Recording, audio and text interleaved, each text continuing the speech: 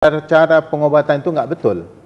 Jadi kalau cara pengobatan itu betul yang kita lalui, kan jelas itu. Ini awalnya di sini, ujungnya nanti di sana. Seperti yang di bekam juga, saya bilang tidak sembarangan, harus mengikut ilmu anatomi dan fisiologi yang betul. Jadi sekarang ini bekam itu di mana-mana banyak. Oh Pak, saya dah sering bekam Pak. Saya kata, Bapak sakit apa? Saya sakit mah katanya. Di bekamnya di mana? Di punggung katanya. Ya enggak kena mengenal lah, makanya tidak sembuh gitu. Jadi tidak boleh sembarangan kayak gitu. Jadi saya juga bersyukur dengan apresiasi Pak Syukur tadi.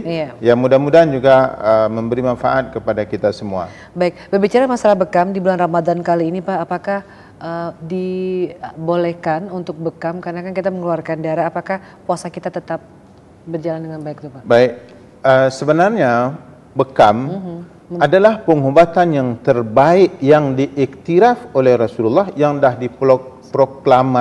diproklamirkan oleh Rasulullah lebih 1400 tahun yang lalu, sebelum adanya pengobatan-pengobatan modern dan segala macamnya ini.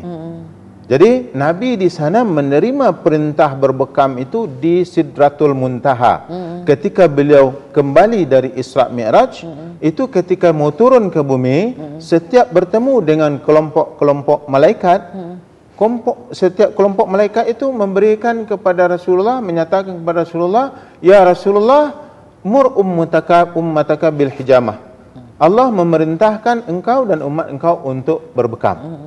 Jadi artinya penerimaan perintah berbekam itu diselarikan, disejajarkan dengan penerimaan perintah solat. Jadi kita lihat betapa tingginya, dan ini menandakan bahawa bekam itu kalau dibuat secara betul, dia akan menyembuhkan bermacam-macam penyakit kronis, termasuk yang sudah tidak bisa disembuhkan, katanya yang sudah stadium 3, stadium 4 dan segala macamnya gitu. Nah, jadi karena bekam adalah pengobatan terbaik, harus juga dengan ilmu dan pengalaman yang terbaik. Kalau tidak, dia tidak akan pergi ke mana. Lain padang, lain belalang, orang katakan begitu. Lain yang sakit, lain yang diobati gitu maksudnya. Jadi makanya penyakit tidak sembuh. Jadi dalam mengobat ini, kalau Pak Syukur tadi kata dia pergi untuk konsultasi saja itu sampai habis 200.000, di Al-Jawad Pak Syukur sampai sekarang dan juga pemirsa sekalian, konsultasi masih gratis. Jadi saya memang tujuan saya memberikan penerangan yang jelas kepada masyarakat kita, supaya kita jangan salah langkah, supaya jangan kita nanti dipermainkan, supaya kita jangan nanti duit habis tapi hasilnya tidak ada, minyak habis sambal nggak enak, gitu. Malah penyakit itu bertambah-tambah nanti jadinya.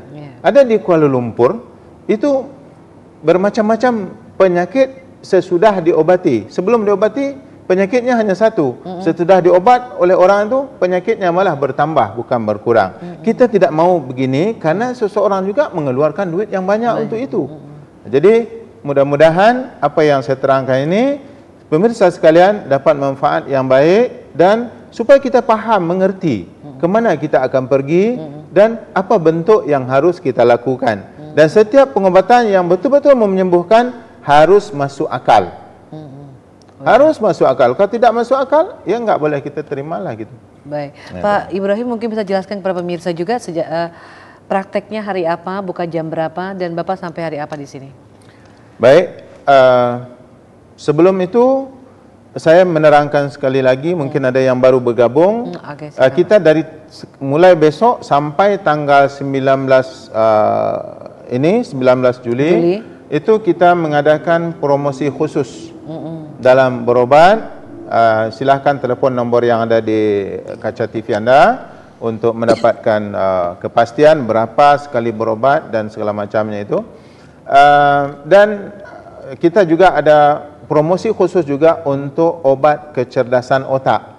Jadi kita di homeopati kita ada obat khusus untuk meningkatkan kekuatan minda, kekuatan pikiran dan juga ingatan kepada anak-anak yang sedang belajar. Saya ingat lagi ketika kita belajar dulu, itu pelajaran itu tidak sebanyak sekarang. Iya, betul. Dan pulang dari sekolah itu macam-macam kerja yang bisa kita lakukan. Tapi sekarang ini anak-anak dengan tidak ada kerja pun kadang-kadang PR-nya nggak siap. Jadi selalu banyak dan itu disumbatkan kepada dia dari pagi sampai ke sore.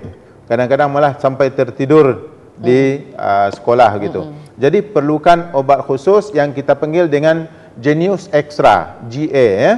Itu biasanya harganya satu, ya silahkan telepon ke nombor itu, anda akan mendapatkan penjelasan dan sudah akan tahu berapa harganya dalam promosi ini.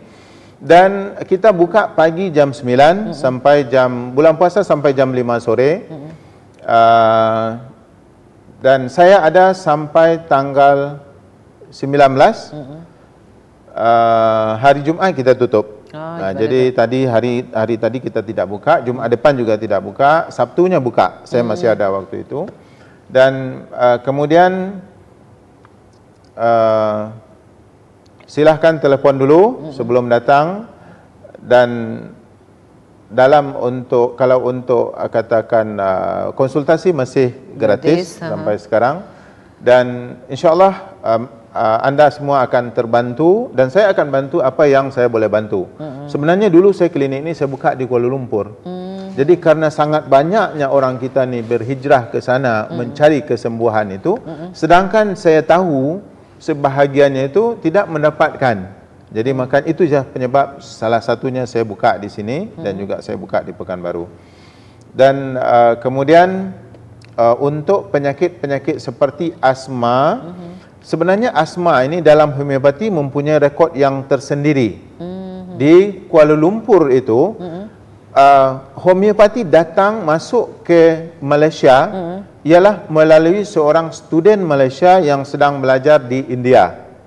Yang mana ketika dia masih di Kuala Lumpur, sebelum melanjutkan pelajaran ke India, dia itu sebagai seorang penderita asma yang kronis.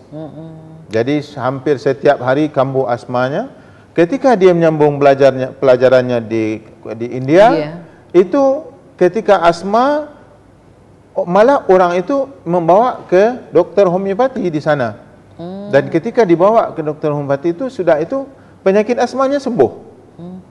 Jadi kenapa bisa sembuh? Karena seperti yang saya terangkan tadilah, kita harus mengobati daripada penyebab penyakit itu. Jadi ketika dia sembuh, dia merasa takjub, dia merasa heran.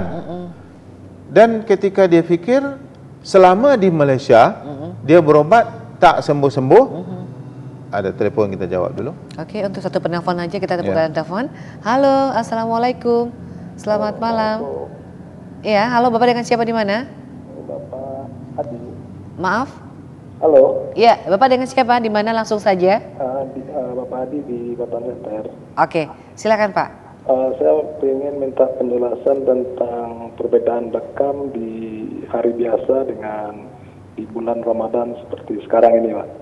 Maaf, Apakah ada perbedaan kita bekam di hari biasa dengan kita bekam di bulan puasa ini, Pak? Bekam, baik. Terima kasih ya Pak ya. Selamat malam. Assalamualaikum. Sebelum saya jawab, tadi pertanyaan Bu Fani juga belum terjawab. Ketika dia berobat di India dengan homeopati, asmanya sembuh, itu dia berfikir ini harus saya pelajari katanya gitu.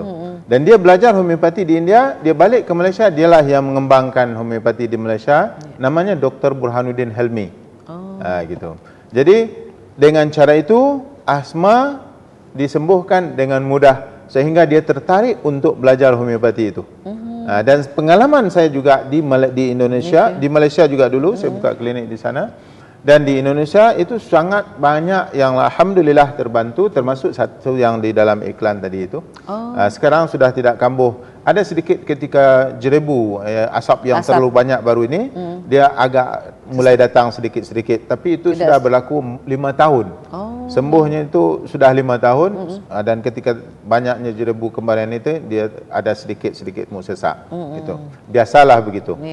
Kemudian tentang bekam, pertanyaan Bu Fani tadi, dan juga pertanyaan yang datang tadi, boleh enggak berbekam di bulan puasa?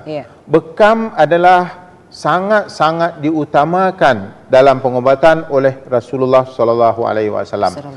Rasulullah pernah berbekam ketika berpuasa. Rasulullah pernah berbekam ketika dalam musafir. Kan musafir itu susah itu.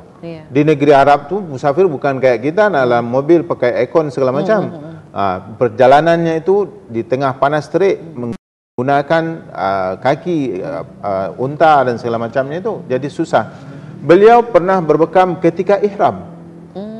Jadi ini menunjukkan betapa utamanya bekam itu. Bahkan ketika ihram, ketika dalam perjalanan, ketika puasa boleh berbekam. Jadi untuk menentukan pertanyaan Bapak tadi, sama enggak bekamnya di luar puasa dengan di dalam puasa? Dalam keadaan berpuasa itu kita lihat orang itu tidak sama. Jadi ada mungkin, makanya setiap pasien-pasien yang akan kita obat itu kita konsultasi dulu. Ini bisa Pak, tapi hanya sekian tempat di sini saja, ini titik-titiknya gitu. Kalau datang seorang lagi, Bapak bisa, ini bisa sekian tempat dan sebanyak ini. Jadi tidak sama antara seseorang dengan seorang lain. Begitu juga dalam berapa kali harus dibekam. Dia harus melalui analisa dan harus melalui konsultasi yang pasti dan jelas. Karena konsultasi ini sangat penting.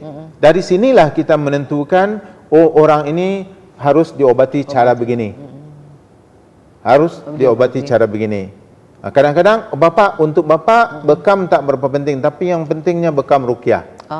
Gitu. Jadi ya, setelah kita konsultasi kita tahu. Jadi itulah yang dapat kita sampaikan. Mudah-mudahan pemirsa sekalian mendapat manfaat daripada apa yang setelah kita bicarakan. Dan kalau ada yang perlu, datanglah ke klinik. InsyaAllah kita bisa bicara lebih lanjut di sana.